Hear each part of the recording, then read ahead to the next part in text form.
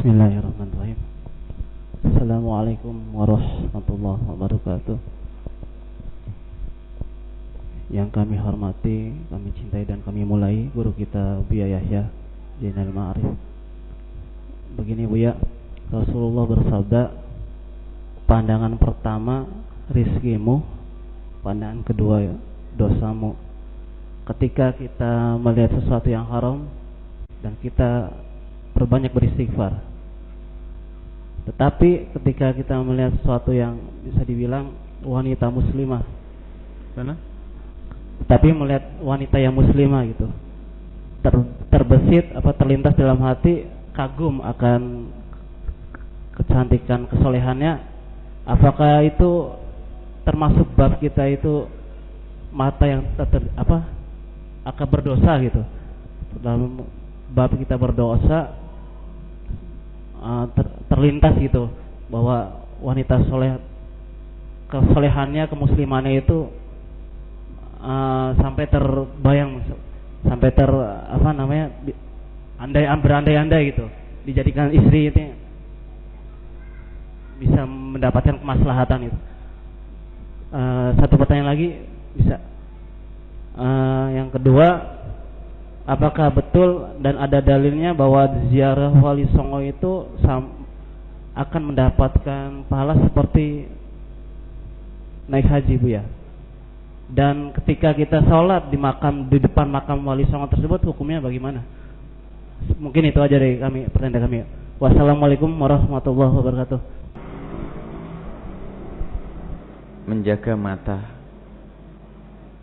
Jika ada seorang laki-laki melihat seorang wanita, kemudian ada ketertarikan di dalam hatinya, lalu untuk menikahinya, apakah ini termasuk pandangan yang menjadikan sebab kotornya hati? Berbeda dengan yang dibahas oleh Imam Ghazali.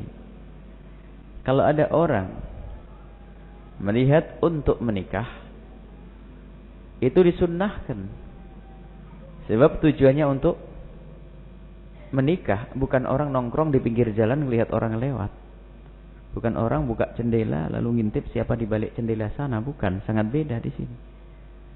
Orang yang punya tujuan mulia, atau orang pakai kacamata hitam biar bebas dia lirik sana lirik situ, musibah. Jadi beda. Justru itu yang sangat dianjurkan, bukan termasuk ini. Artinya apa? Nah, kalau bukan untuk menikah, dia tidak bakal melihatnya.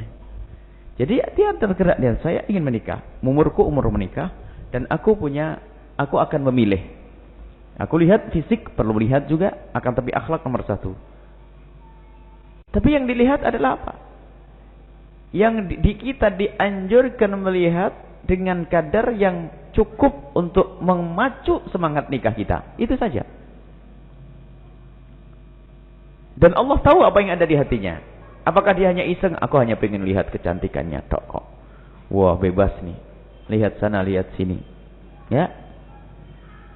Jadi sangat beda. Kalau Anda melihat seorang wanita, Anda sebagai seorang laki-laki punya tujuan untuk menikah, bahkan ini disunnahkan dan dianjurkan. Dan bukan dosa. Tapi ingat, kapan? Di saat Anda ingin menikah. Jadi saat ada kecocokan, maka Anda tentu itu akan terikat di dalam hati Anda. Tapi terikat di hati Anda yang kebayang bukan perzinaan. Kapan aku segera menikah? Itu yang diinginkan. Sehingga Anda terpacu untuk mempercepat pernikahan, akhirnya Anda mempercepat ibadah dan kemuliaan, dan itu yang diinginkan oleh Rasulullah sallallahu alaihi wasallam. Sangat beda. Yang bermasalah sudah tidak ingin menikah tapi lihat sana sini tersiksa dia. Hatinya kotor, ibadah jauh, ibadah tidak banyak, lihat. Baik, inilah. Jadi bukan. Kalau melihat untuk sebuah pernikahan, itu justru disunnahkan dan dianjurkan. Ad'a lebih, dalam sabda Nabi itu, ad'a lebih mengundang hati kita, mengajak hati kita untuk bisa melakukan pernikahan. Jadi itu sangat dianjurkan. Beda ya? Bedanya orang lihat iseng yang enggak ada gunanya. Jadi melihat itu ada yang haram.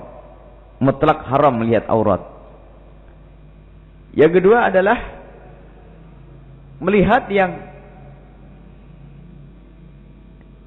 yang tidak haram,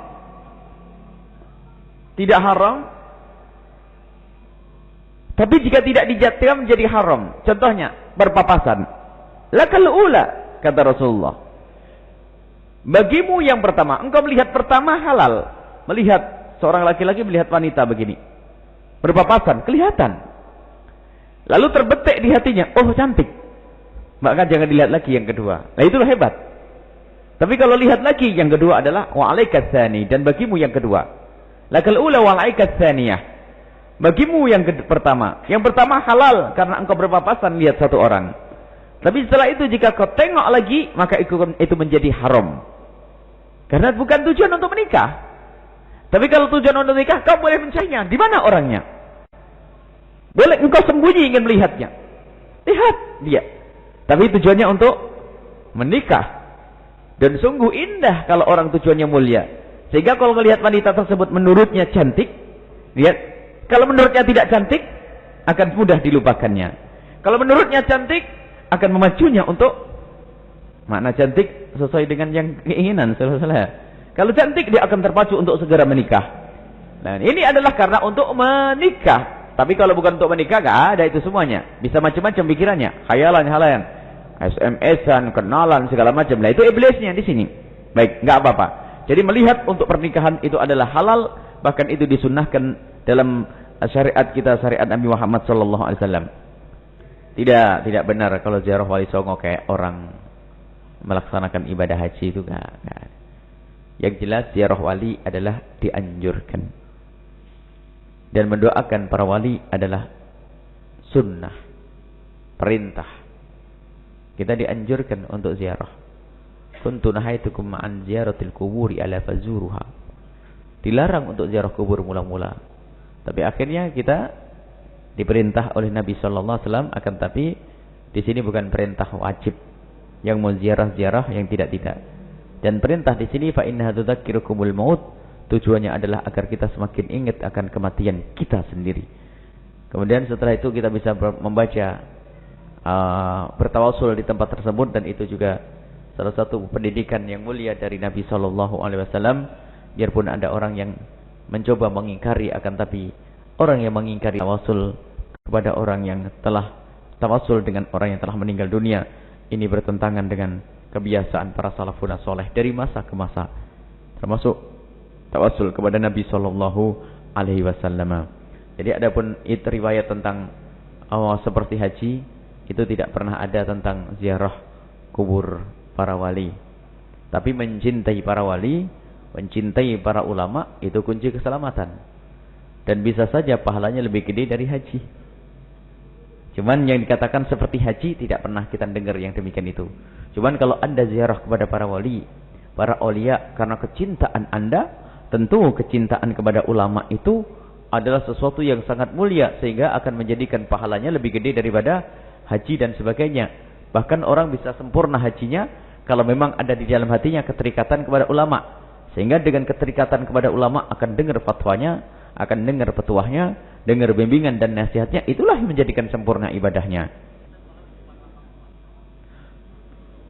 Salat itu di mana saja diperkenankan. Di mana saja diperkenankan. Selagi bukan tempat yang najis, dan termasuk salat di kiri kanan kuburan juga boleh, asalkan bukan untuk mengagungkan kuburan. Sebab kita itu menghadap ke kiblat. Kita menghadap ke kiblat. Yang dilarang oleh Nabi sallallahu alaihi wasallam adalah menjadikan kuburan adalah masjid. Menjadikan kuburan masjid. Jadi orang Majusi, orang Habasyah dahulu, kalau ada orang tokoh ulamanya meninggal dunia, dibuatkan patung. Lalu dengan begitu dibuatkan tempat ibadah di patung tersebut. Jadi kalau ada sholat kebetulan ngadep ke kuburan, ya gak ada masalah, kebetulan ngadep ke kuburan, kebetulan ngadep ke kuburan. Kalau tujuan yang menghadap ke kuburan, dia sholat sengaja menghadap ke kuburan, ini tidak diperkenankan. Kalaupun tidak niat menyembah kuburan, ini adalah jelas haram karena tujuannya ngadep ke kuburan. Sholat kok ngadep ke kuburan, sholat ngadep ke wali, gak dibenarkan. Tapi sholat ngadep ke kiblat. Tapi kalau memang banyak kuburan di sana sini, ada sebagian masjid memanjang, kemudian di situ ada kuburan, ya tidak ada masalah. Orang di Madinah pun sholat menghadap kuburannya Nabi Shallallahu Alaihi Wasallam. Para wanita khususnya kan, dorih kuburan Nabi itu kan berdekatan dengan tempat sholatnya para wanita. Mereka menghadap ke kuburan Nabi, menghadap ke kubur Sayyidina Abu Bakar Siddiq. Tapi bukan tujuannya menghadap Nabi. Kalau ada orang pindah sholat menghadap kuburnya Nabi, jadi gak benar. Kenapa sholat harus menghadap kubur? Sholat menghadap ke kiblat. Kalau anda menghadap kuburnya Nabi untuk berziarah, iya. Tapi sholat menghadap kubur, sengaja menghadap kubur, sholat dengan menghadap kubur tidak diperkenankan. Tapi kalau memang tempatnya ada kuburannya, tidak ada yang melarang yang demikian. Terus kalau dilarang tidak sholat mungkin. Tempat lain kalau ada, kalau tidak ada juga boleh. Kalaupun ada tempat lain, itu kuburan, ada sutroh misalnya, kuburan ada. Yang penting jangan terlintas di benakmu engkau melakukan sholat menghadap ke kuburan. Jadi tempat ada kuburannya. Dan tidak pernah disabdakan oleh Nabi bahwasanya kuburan memotong sholat kita, tidak. Dan tidak ada larangan kita sholat menghadap ke kuburan. Yang dilarang adalah nyembah kuburan. Kalau menghadap ke kuburan, pas kuburan. Ini ada kuburan di hadapan kita. Dan yang tidak diperkenankan lagi adalah membangun kuburan sebagai masjid. Bukan masjid ngadep kuburan. Kalau masjid ngadep kuburan, bukan ngadep ke kuburan, tetap ngadepnya ke kiblat Allah Subhanahu wa taala. Kiblat. Jadi itu gak apa-apa. Tapi kalau anda niat pengen ziarah Sunan Gunung Jati, lalu di belakang kuburan masuk Allahu Akbar, ini orang sakit. Dan ada yang sakit memang ke masjid gak pernah sholat, tapi di kuburan sholat. Aneh. Sholat iktikaf di masjid.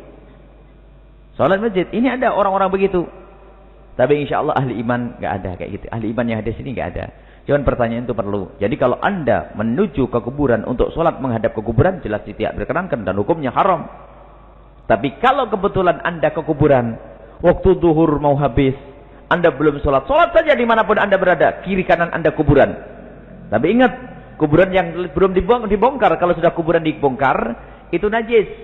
Karena apa? Bangkai, itu akan, mayat itu akan busuk, setelah busuk akan meletus, nanah darahnya itu bercampur dengan tanah, dan tanah yang diangkat itu najis. Harus anda pakai alas. Kalau tidak pakai alas maka najis.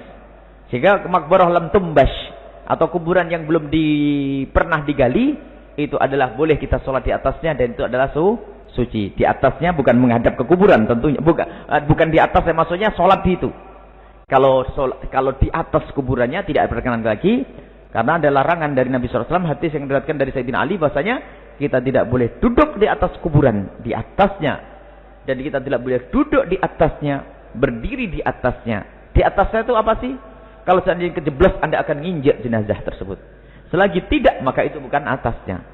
Jadi atas mayat itu, atas kuburan itu, kalau seandainya jeblos, kaki anda akan masuk kena ke kuburan. Itu yang tidak diperkenankan, dan itu hukumnya haram. Sampai Sayyidina Ali berkata, seandainya aku harus, dari Sayyidina Ali, seandainya aku harus duduk di atas bara, itu lebih bagus daripada aku harus duduk di atas kuburan. Baik, ini saja insyaallah.